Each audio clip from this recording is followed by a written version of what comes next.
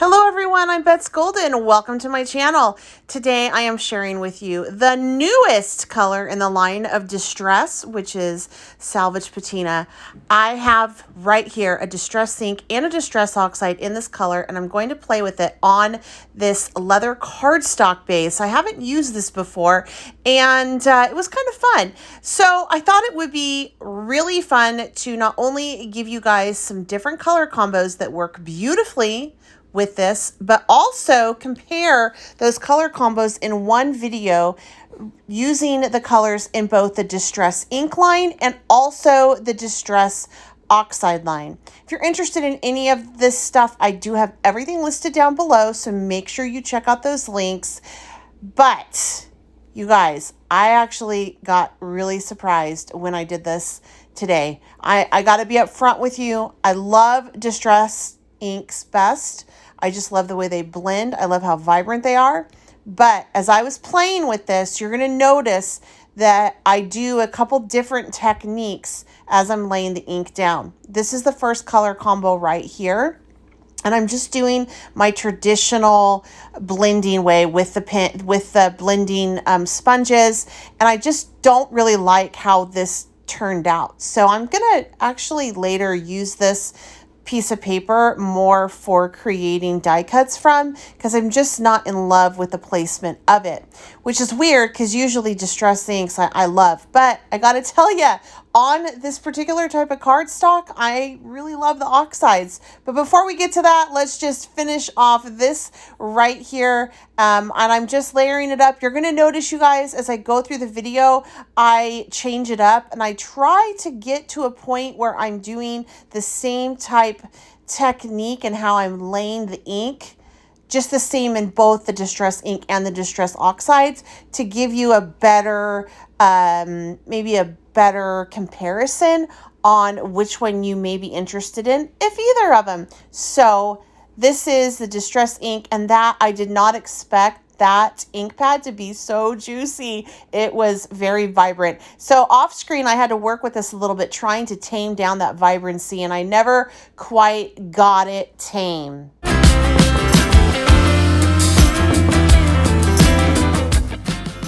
So I went ahead and played with it, and that is the final look on that. So now we're going to move into the Distress Oxide, and I started to really fall in love with what this looked like on this particular cardstock, which is that leather cardstock. I don't know what it is, but I just really enjoyed it. One of the differences between Distress Oxide and Distress Ink is that the Distress Ink tends to be vibrant, whereas the Distress Oxide, it actually has a really pretty chalky look to it. And I'm going to show you a tip at the end using a product that I absolutely love with both of these Oxide and Ink lines. And I'll share with you at the end what that is. But for this particular one, I am just absolutely loving how this is turning out. And I was really surprised because I prefer more of that vibrant look. Another thing with Distress Oxides is it is blendable to a certain point. Once it is set and you've dried it, it will not move anymore. So that means you can play a little bit more within your color families than with the ink. You have to be super mindful of your color families, because if you mix a warm and a cool that's not a secondary, you're going to end up with mud. And this, not so much. In fact, you can layer on as many colors as you want as possible. Sky's the limit on this. Just as long as you dry them between each layer, you're good to go. However, in this video, I am keeping in mind my color families, because I am using the same color from both lines. So I want to make sure I don't necessarily get mud in the ink line. That is why my secondary color here is green, and then my primary colors are from the cool family and the warm family. Now we're moving into something that can be a little bit risky, because we are playing with Wilted Violet, which is a purple, and you have to be really careful with purple. It only plays well literally with blue and red. However, it works beautifully with this flamingo, and then also the patina. And again, you notice I'm doing a different technique here, laying this color out, just trying to get the right feel for it, not loving that patina, right? That's just that big dollop of it. Like I don't like that very much. And so I'm having to work with it to just, you know, soften it up just a little bit.